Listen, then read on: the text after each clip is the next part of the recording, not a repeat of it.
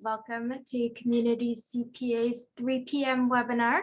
My name is Catherine Tran and I work with Ying Sa. Today we have our guest speaker with us here. His name is Drew Harden and he works for a marketing agency in Des Moines, Blue Compass. So we'll get into that in a little bit. Hi, Drew. Thank you for coming with us today. How are you doing? I'm doing great. Thank you for having me. I appreciate this.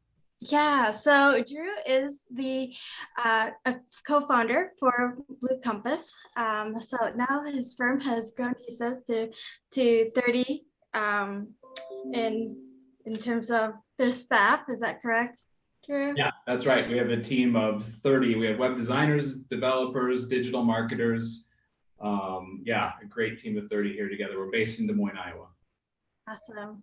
So I will let Drew kick it off with his presentation. He'll do about 15 minutes talking about SEOs, which are important for small businesses to understand. And then as we talk about this, please feel free to put your questions in the Q&A box or the chat box.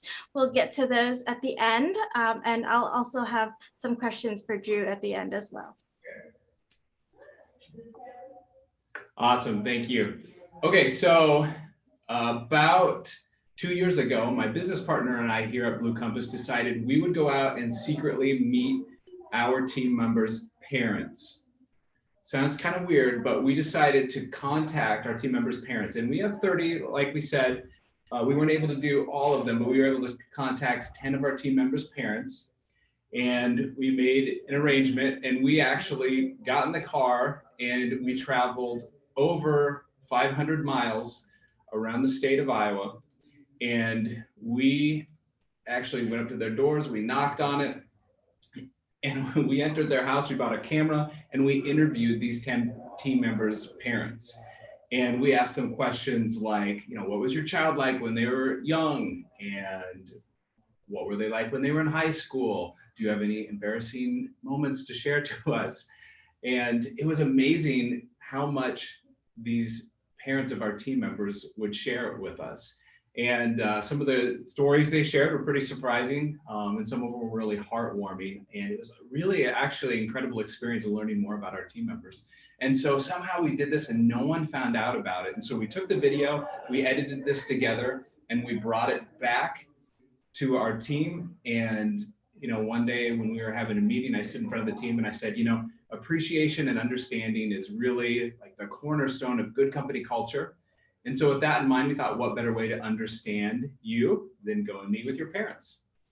And I walked away and we played the video, and it was absolutely amazing to see the surprise and the joy and maybe a little bit of embarrassment too, as a number of our team members watched us go and drive up to their childhood homes and interview their parents. It was a really incredible experience.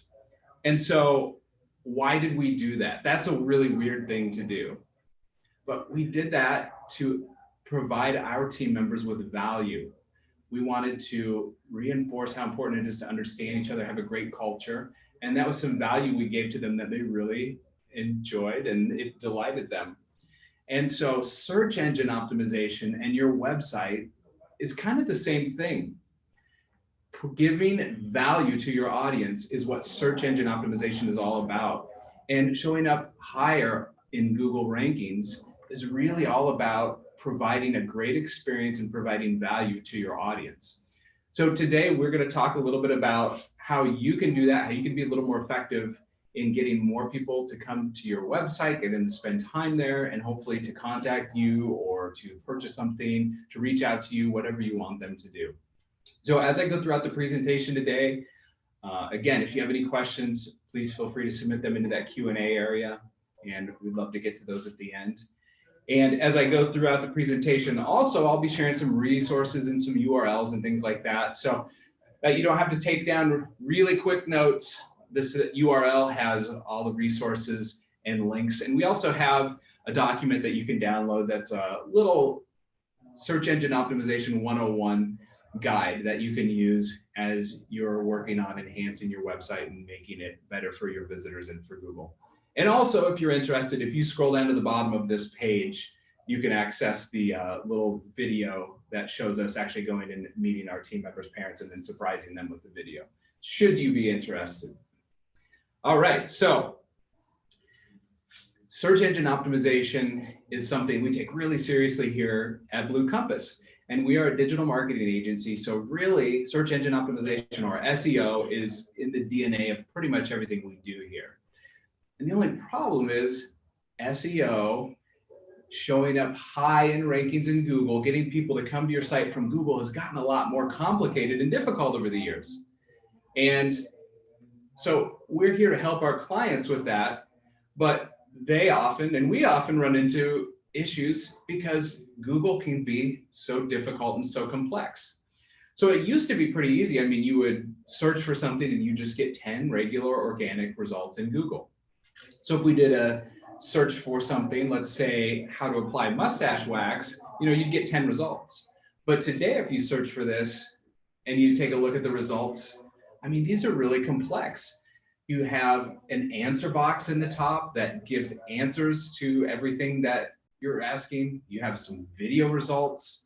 You have this whole knowledge panel over on the right-hand side that has photos, links from Wikipedia. It's pulling in information from websites. I mean, on this page, we're only looking at one regular organic result, and sometimes you can't even find those because ads are pushing them down. So it's just really gotten a lot more complex when it comes to the search results, and it gets a little more difficult to rank because of all the different options that are available. And in addition to that, we really think there's a dirty little secret when it comes to Google, and that's that Google isn't really particularly interested in sending anyone to your website. Google is a business, and their entire goal is to increase their bottom line, is to satisfy their shareholders. And they've found that the more time people can spend in just Google itself, the more beneficial it is for them. And you can see that just by the way these search engine results have changed, and there's so much information on the result itself, so that in some cases you don't even have to click through to go to the website. And so because of this, it's just made it more and more difficult for average websites and small business websites to break through the clutter and to rank within Google. And Google's goal is to provide really, really good experiences for its users. So these days, Google is very focused on quality. And if Google finds a website out there that's not very high quality, the odds that Google is going to suggest that website to one of its users is really decreased. So if you have a website that's really old, that's not mobile friendly, that doesn't have really good content, that's not useful, and that people aren't spending a lot of time on, it's really difficult to rank for Google for anything other than your organization's name. And so one of the ways we say this these days is that Google is taking the web away from those who don't take their website seriously. Again, if you're not taking your website seriously, putting in some good time, having a great experience for your users, putting in good content, it can actually be pretty hard to rank within Google. And that's unfortunate because we believe that Google is one of the best, if not the best way to send people to your website. The best traffic comes from Google. And what I mean by that is the traffic that is most likely to convert on your website. In other words, that's most likely to fill out a form or pick up the phone and call you or purchase a product or sign up for an event or submit an inquiry, is most likely to come from Google. And we see that with all of our websites, almost every single one of them. And we maintain hundreds of websites for our clients. In almost every single case, the best traffic that's most likely to bring our client's business comes from Google. And I love this quote here, which says, social media can be good, but it's organic search that pays the bills. Social media is still worthwhile for marketing and for awareness. But if you think about it, the user intent is just really different on Facebook versus Google. If someone's on Facebook, they are there to consume content, to read entertainment, to have fun, to connect with friends. Whereas if someone goes to Google, they're literally searching for something. They're trying to satisfy a query. And anyone on Google that finds your website as the answer to that query will be really interested in you. So if you can get people to come to your website through Google, it's more powerful in almost every case than Facebook, than direct traffic, than someone who actually types in your URL directly, than referring websites, than ads. And so that's one of the reasons we like search engine optimization so much. But the problem is, again, it's pretty difficult. Another quote I like, the best place to hide a dead body is page 2 of Google's search results. And I think that's probably true in a lot of cases. I don't know a lot of people who happily search through page 2, page 3, page 4 of Google. It's page 1, obviously, that's important, and more so as time goes on. So with all that background and all that being said, we have our challenge put in place here. We've all experienced that challenge where you search for a service line or a product that you offer, and you look in Google and your competitor is coming up before you are, and that can be so frustrating. So let's jump into 3 powerful ways to be found on Google. So these are 3 insights you can use. And when it comes to search engine optimization, there's so much that you can do and so much we could go over. But these are 3 pretty good ones that we find a lot of success with. So the first one is add the right terms to your website with keyword research. Keywords are the building blocks of search engine optimization. A keyword is simply what someone types into a search engine. So we worked with a medical client a number of years ago, and one of the services they offered was bariatric surgery. And we built a website for them. We helped them with search engine optimization. And on their bariatric surgery page, some of the copy that they entered used the term bariatric surgery, bariatric surgery, bariatric surgery over and over and over again.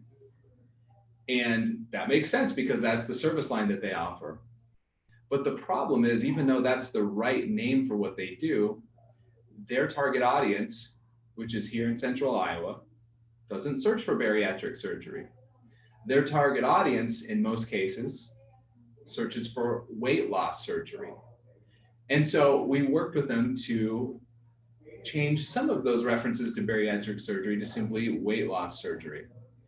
And so with all of us in the business or the organization we work for, have terms and phrases that we use for our products or our service lines that are correct, but it might not be the same way that our audience talks. So doing keyword research is basically a great way to find out how your audience is searching. And if you can use those terms within your copy, it increases the chances that people will come to your website. And so here's a really simple example and a really, really elementary way to do keyword research. And someone like I often uses this technique. So if we own a business that does retirement planning, for instance, simply search for that in Google and then scroll down to the bottom and you'll see a little area that says related searches. And these are terms that people are searching for in addition to the terms that you entered into the search. So if we have a web page on our site that talks about our retirement planning services, it would be wise for us to include some of these terms. So we should probably talk a little bit about retirement planning process. If we would put some sort of a retirement planning guide in there, that might be good. If we mentioned we have retirement planning advisors, that would also be good. This is a really easy and quick way to do keyword research. Another way to do this when we are on Google is if you'll just search for your product or service line and then also scroll down, and sometimes you'll see those little boxes you might recognize that say people also ask. That's another area in which you can find information like this. Here's a second way you can do keyword research, and it's called Google Trends. So just simply Google Trends and you can find this tool. So here we typed in financial planner, financial services, and investment management. So you can put different keywords down and you can compare them with one another. So let's say our business is in Dallas, Texas. Let's search for the past 12 months and Google will actually show us the search volume in Dallas, Texas for these terms. And as you can see, financial services is searched for a lot more than financial planner or investment management. So it would make the most sense for us to use the term financial services, at least more than financial planner and investment management. Just another way to do some keyword research. So the takeaway here really is to find the terms your audience is searching for. And that's two ways you can do it. There's a lot more complex keyword research you can do, but sometimes those are paid tools. We use a lot of tools like that. But you can do it simply yourself as well. And then include those terms in headings. So like titles on web pages, sometimes those are called heading ones or H1s, H2s, H3s, and also the copy. Don't be unnatural about it. Don't do what's called keyword stuffing and use the same term over and over and over again, but use it where appropriate. And then another thing you can do, especially if you're a small business that's location-based, is include locations and geographic words in the copy of your web page. Very beneficial. All right, number 2 is to create content that answers your audience's questions. Google has become more or less like a question and answer machine these days. And you can see that when you just perform a query. So here's one: should I get life insurance in my 20s? And you can see these answer boxes, which you've seen many times before probably, where Google actually just gives you an answer and they pull this from a website. Here's another one: what are types of life insurance? And you can see Google lists those out. So Google really, really likes that question and answer format because that's how people search these days. And so whenever you write copy on your website, the more often you can pose a question or a simple statement and then answer it, the better. So here's an example on our website. We did a blog article about hamburger navigation, which is that type of navigation you see sometimes. It's like 3 little lines. And so one thing that we did, you can see here, we wrote, what is hamburger navigation? And that's a little heading. It's an H2. And then you'll notice underneath it, we simply answered it in a sentence or two. We wrote hamburger navigation refers to those 3 lines, blah, blah. We gave a nice, concise answer. And then underneath that, we really fleshed out that answer and wrote it in more detail. So this is the way sometimes you can appear in those Google answer boxes. If you have a simple question or statement, a quick answer, and then a deeper answer after that. Google really likes this format. So if you can structure some of your web pages like this, it's really, really beneficial. This is another page on our website, and it's just a Q&A about search engine optimization, what we're talking about today. This is a great resource on our website. And these FAQs can be really beneficial for you and your audience as well. Google really likes these FAQs. And so these are ways to appear in Google's answer box, but sometimes Google just likes to serve pages that have good questions and answers like this. So this might be worth including a FAQ somewhere on your website. And on our website, we actually have multiple FAQs about multiple service lines. And we found good advantage of doing that. So again, when you're structuring your content here, those headings make a clearly stated question, give a good concise answer after that, and 3, expand your answer. And while we're talking about content on a website, another thing that we often share is don't be afraid of putting more words, more copy, more content on your website. A lot of times people tell us like, oh, we just want our website pages to be really short and concise and easy and quick because people don't have a large attention span on the web. And I think it's time that we stop assuming that the web is a place for people with short attention spans. I think I have spent probably upwards of 10 minutes on a good article I was really interested in, and you probably have done the same. So this is a little graph by HubSpot, and you can see here, this shows the word count versus the traffic from Google. And pages with less than 250 words get very little traffic. But generally, the higher you go, the more traffic it gets. And as a general rule, we tell our clients, have almost every page on your website have 600 words or more. That might seem like a lot, but if you think about it, the more words your web page has, the greater the potential value it can deliver to someone who comes to it. Google likes pages that have a lot of really good content. Can't be, rambling on and not be valuable. So try to include 600 words or more on most of your web pages. Pages like your contact us page, maybe your locations page or something, don't need to do that, but on most pages it is very valuable. This is a metric here in Google Analytics on one of our blog articles that we actually just updated today, but it's what are the best results for the Twitter image size. It just tells people how to structure a good Twitter image and what dimensions to have. And you can see here we have almost 8 minutes average time on page. So especially if you're writing a really good blog article that gives away your expertise and is useful, you can have a lot of time on page. Google likes time on page. The more time people spend on your pages, the more likely those pages are to be served up to others because Google sees that some people are really enjoying those. So one quick way to do that is to embed a good Google video. This is a page on our website about our content management system. The average time on page was 50 seconds, which isn't fantastic. So we embedded this video, which was a good demo of our content management system.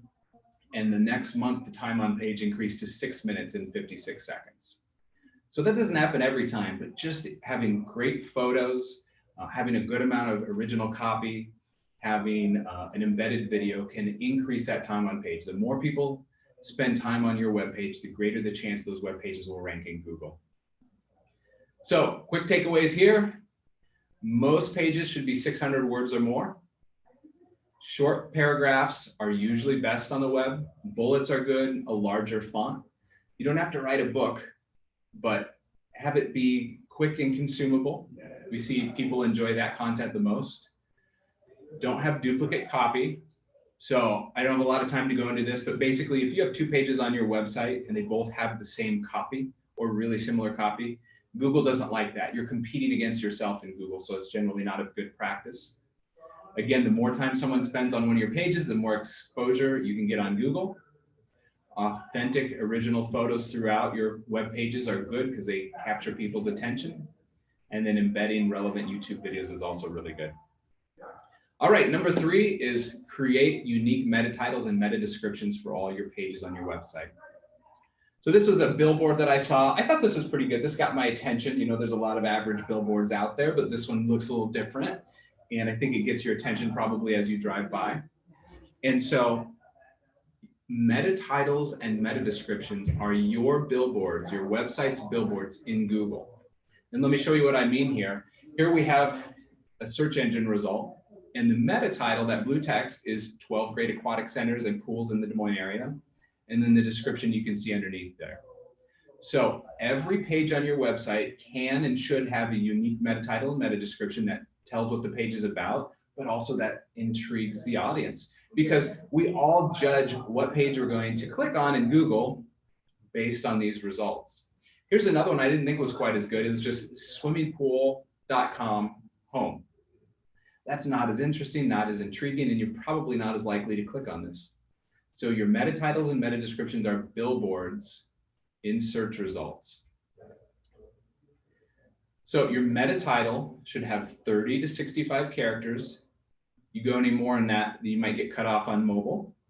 And your meta description should be 70 to 120 characters. So if you're not sure how to edit these on your pages, you should be able to do it in your content management system, or just ask your developer about how to do this. So that's a lot of information I quickly went through, but really the bottom line when it comes to search engine optimization is that the #1 way to improve SEO is to add valuable content that serves your audience. That's what your website is all about. Don't just talk about yourself or your products or your services. Give away your expertise. The best way to prove that you're the expert is to show it, not just to claim it. So provide really great content that gives value to your audience. Once again, there is the URL where a lot of those resources are that I mentioned and a bunch of others as well. And there's my email address. If you have any questions and if I can help answer them, I'm more than happy to do so. So don't hesitate to reach out to me. Thank you so much, Drew. Really appreciate you going through those. That's very useful, I think, for a lot of our small business owners. So I noticed that you focus a lot on Google. Why not so much on other search engines such as Bing or DuckDuckGo or Yahoo? Yeah, that's a great question. So Google just has the vast market share right now when it comes to search. So about 85%, 90% of search volume that we see comes from Google. And so that's simply the reason. And in addition to that, Google is such a big leader that the other ones like DuckDuckGo and Bing really seem to follow in their footsteps, and they do a lot of the same things. So generally these practices that you do, if it's good for Google, it's usually good for the other search engines as well. Awesome. So in terms of, you were talking a bit about organic search. Can you talk a bit about pros and cons of showing up on an organic search versus a paid advertisement? Yeah, so as you've probably seen before, you can actually pay Google to show up in search results. They're called Google Ads, and it has a little ad icon up at the top. And those can be really good. I mean, one of the good things about showing up in Google Ads is that, I mean, you can do it today. If you're willing to pay enough, you can get in those results right away. They usually don't get as much click as just the organic results beneath them, but it can be a good way to get some awareness and get some clicks right away. The bad thing about them is simply that you have to pay for them, and it can be competitive, and sometimes it's 5 cents a click when someone clicks on it, but other times you'll get charged like $8 a click or $15 a click. It just depends on how competitive that keyword you're going after is. So the good thing about organic search is that it generally gets more clicks, and we see the traffic behave a little better usually from organic results. But the bad thing about just regular search engine optimization is it can take a while to build up those results. Search engine optimization is a marathon and not a sprint. It doesn't happen overnight. I think that's a good clarification, Drew. So if you share your webpage or an article on social media, does that boost the SEO at all? Yeah, so Google says it does not. So if you have like a blog article and you share it on Facebook, Google says that's not going to help boost it in search results. And I think that's true, but indirectly it can. So if you share an article or a page and people actually visit it through social media and they spend some time there, and maybe they even go to other pages on your site, that's a really good positive metric and a signal to send to Google, because Google watches what people do on your website. So if people are spending good time on your website, it can increase your search engine rankings. So directly, no, it doesn't increase your SEO, but indirectly it can. Okay, awesome. And then in terms of how often Google looks at your website, how does that happen? Well, it depends on the site. So if you have a website that maybe doesn't have a lot of pages and you do not update it often, maybe you update it like once a year or something, Google is probably coming to your website maybe once every few months, maybe a couple times a year, not very often, because Google sees that there's just not much activity happening. And it takes Google's resources to send its search bots out to your site and to look at what's going on. Now, on the other hand, if you have a site that lots of people are coming to and it's getting updated fairly frequently, Google probably sends out its bots on a regular basis, maybe multiple times a week to check it out. So, a lot of our clients probably Google's going to their site weekly, maybe a couple times a week. So it just depends on the activity and the visitors to your site. Okay, excellent. And then one last question, Drew. How important is it to look at visitor statistics like your Google Analytics tracking? Very important. You should, if and when possible, look at the analytics on your site. So most of us probably have Google Analytics on our site. That's kind of the industry standard. And that's a really good one, but there's other solutions out there too. But even if just once a month for 15, 30 minutes, if you could look at those and see, okay, what are my most popular pages? If I'm writing blog articles, which articles are doing well, which aren't? Where are visitors leaving my site? All that information can help you understand your audience better, and it can help you craft your content and your website a little more successfully to serve them better and to hopefully get people to spend more time on your site. Awesome. Thank you so much, Drew. I have really appreciated your talk. So did you want to put up your contact once again, just so that people have it? Or if you have questions for Drew, feel free to contact us, and then we are happy to pass along any questions that you have to Blue Compass. So my email is catherine@communitycpa.com, but you can reach Drew here on his website or at his email here. So once again, I really appreciate you taking the time to share your expertise, Drew. Thank you so much. I appreciate it. Yep. Everybody, thank you for joining, and we'll see you again next time. Join us on Saturday for Ying's next webinar. Take care.